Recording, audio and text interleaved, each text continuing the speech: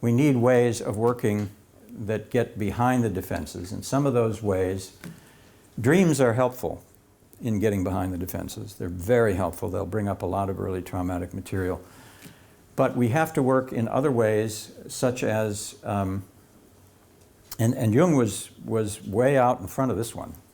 We have to work with metaphor, with dance, with movement, with art, with attention to the body, including yoga. If you read Bessel van der Kolk's book called The Body Keeps the Score, it's a wonderful book. He's just published it. It's all about his discovery of trauma and what works in psychotherapy. And the kinds of things he's using to help open up the unremembered early trauma are things like EMDR, for example. Or he's using theater. He's actually using theater. Internal family systems theory, which is very similar to this defense that I've just described here, only they name the different figures different things. And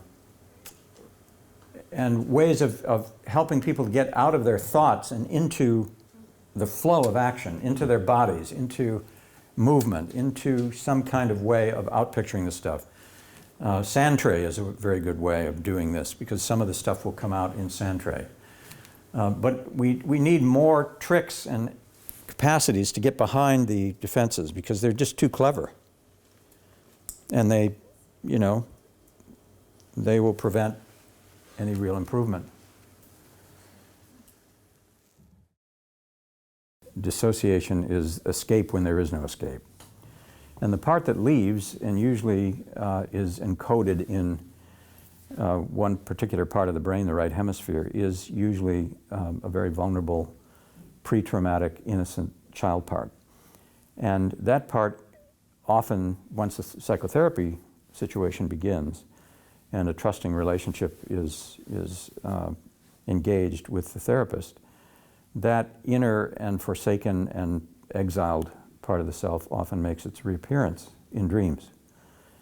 And so I began to get that appearance of this child part and also its protectors and its persecutors in the dream material that I was working with, and I got very interested in.